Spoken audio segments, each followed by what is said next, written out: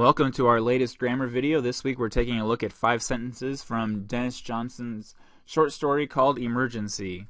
Let's leap right into it. We've got a short sentence to get us started. He often stole pills from the cabinet. So we're going to be looking, as always, for subjects, verbs, direct objects, indirect objects, prepositional phrases, any other kinds of phrases, adjectives, and adverbs. So let's get into it. Our subject here is he. He's the one performing the action. What action is that? He's stealing, so he stole. What did he steal? Well, that's answered with the word pills. So pills is our direct object. In between those words here, we have he often stole pills. Often is an adverb. It's describing the verb stole. So any words that modify verbs, adjectives, or other adverbs are called adverbs. And at the end of the sentence, we have the prepositional phrase from the cabinets. Probably nothing new there, so I'm not going to spend much time. You can always pause the video if you need to take some more time and work through this. Moving on, we've got a slightly longer, slightly more complicated sentence. He stood still, raised both his arms slowly behind his head, and tightened his ponytail. Okay, let's take a look. Subjects and verbs to begin with. We have one subject, he, again, but this time we have 3 verbs: stood, raised, and tightened. In previous videos, we've talked about clauses, which are groups of words that contain both a subject and a verb. Now, this sentence consists of only one independent clause. There are no dependent clauses. There are no other independent clauses. When we're talking about clauses, we're not just talking about the number of subjects and verbs. We're talking about the number of sets of subject and verb. And because these 3 verbs, stood, raised, and tightened, all share the same subject, we only have one set. So therefore we have one independent clause, and it's a simple sentence even though it's a little bit longer and has 3 verbs in it. So let's take a look at each of these verbs in a little more detail. First, he stood still. So how did he stand? He stood still. Still is an adverb. It's describing our verb stood. Okay. Moving on, he raised. So what did he raise? Well, our direct object is arms, and that word arms is modified by both the word both and his. So these are words telling us about the arms. We also have slowly, and that's telling us how he raised. And since it's talking about the verb raised, we don't have an adjective like both and his. We have an adverb like still earlier in the sentence. Also packed into this section between the commas, we have a prepositional phrase behind his head. Nothing new there. We talk about prepositional phrases all the time. The preposition is behind, the object is head. Our third verb is tightened, and again we can ask the question, what did he tighten? And that's answered with the word ponytail. So he tightened what? Ponytail. Whose ponytail? His. So his here is a possessive pronoun acting as an adjective. So really not too complicated. It's a little bit longer, but we can break all that stuff down. It's basically the same kind of thing we saw in the first sentence. Next, I was hanging out in the ER with fat, quivering nurse. A couple kind of goofy things here, so let's jump right in. We're still looking for subjects and verbs. Subject is I, but our verb gets a little bit more complicated. First, it's not just a simple present or simple past tense verb, which means we have only one word acting as the verb. I eat pizza, I ate pizza. Those are simple past and simple present verbs. Here we have a different kind of tense. This is actually called a past progressive. It uses the ing form. So that means we have a verb phrase with the helping verb was and the main verb hanging. But in another video we also talked about this thing called the phrasal, which is a verb phrase that uses a verb or more than one verb. Here we have a helping verb and a main verb. So you have verbs plus a preposition that's attached not to a prepositional phrase, but to the verb phrase. Okay? So here we can think of our verb phrase as being was hanging out. Now normally out is a preposition, but if you look at the sentence, I was hanging out in the ER, we actually have 2 prepositions back to back, out and in. We have the prepositional phrase in the ER. The prepositional phrase is not out in the ER. Okay, so out sort of belongs to the verb phrase. Other examples of phrasals would be hang out, suit up, blend in. The chameleon blends in with its background. With its background is a prepositional phrase. In belongs to the verb and not a prepositional phrase. So just one of those goofy things in English that we all love, because English is such a simple language. Sarcasm there, of course. So this is called a phrasal, and we're actually going to see at least one more of these in the video moving forward. Same old stuff with prepositional phrases in the ER and with fat quivering nurse. One thing you've probably noticed if you've read this short story, they don't, like, nurse is not used as a title really, or in any way that it's usually used. It's actually used as her name. That's what they call her. So if we're using nurse in any normal way, we'd probably say with a fat quivering nurse or with the fat quivering nurse. But here nurse is actually her name, or that's at least how the narrator is referring to her. So that's why it's capitalized, and that's why it does not have an article like a, an, or the in front of it. Okay? So when we use proper names, we don't use articles in front of them. I am not, sadly, the Brendan, so she is not the nurse. Next sentence.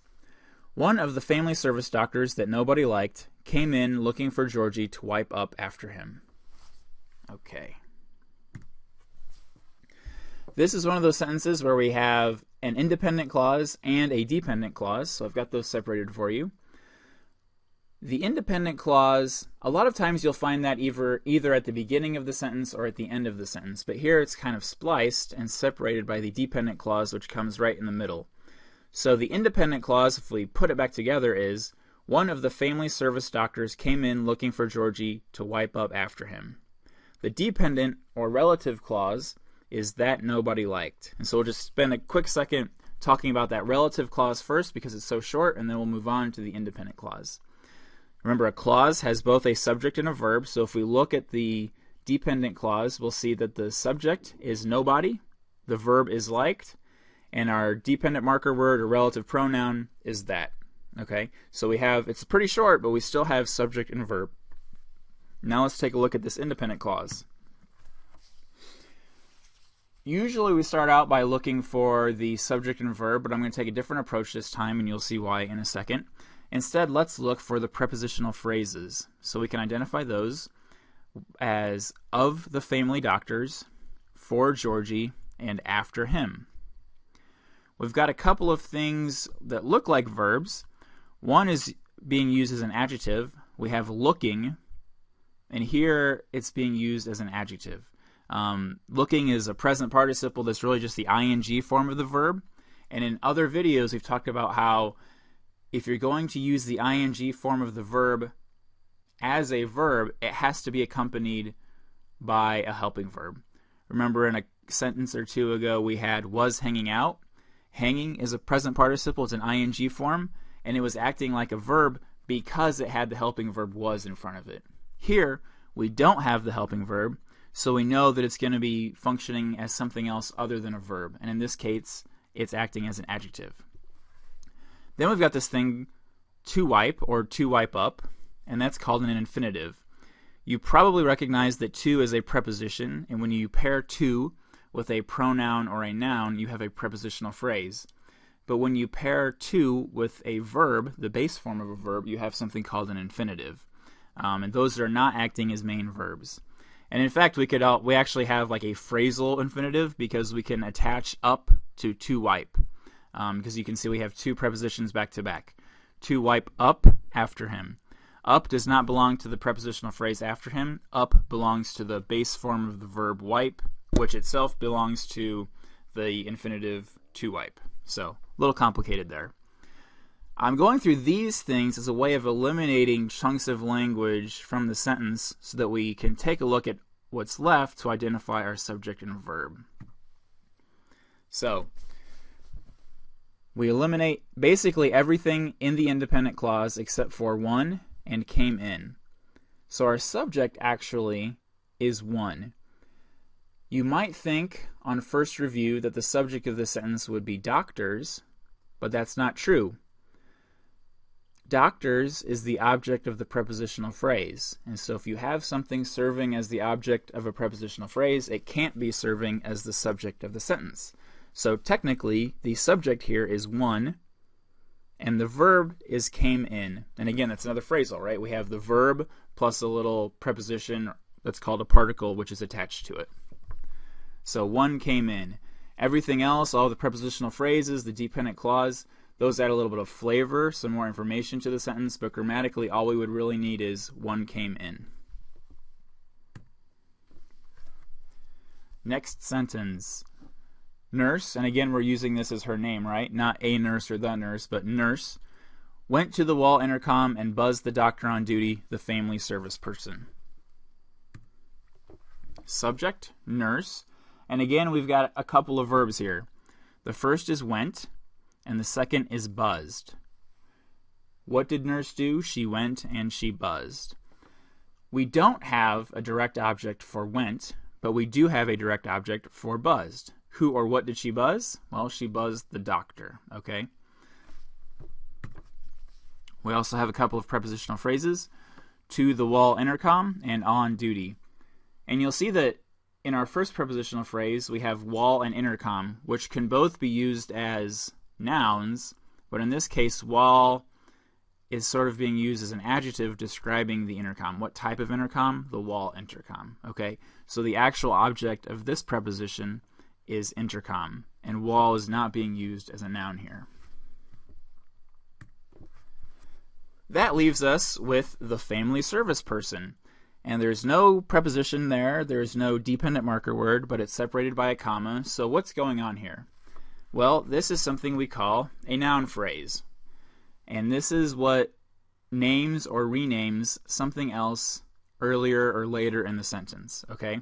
In this case, the family service person is renaming the doctor, okay? What kind of doctor? What type? The family service person. You could say, Mr. Tote, my English teacher, posts these crazy videos that I hate to watch.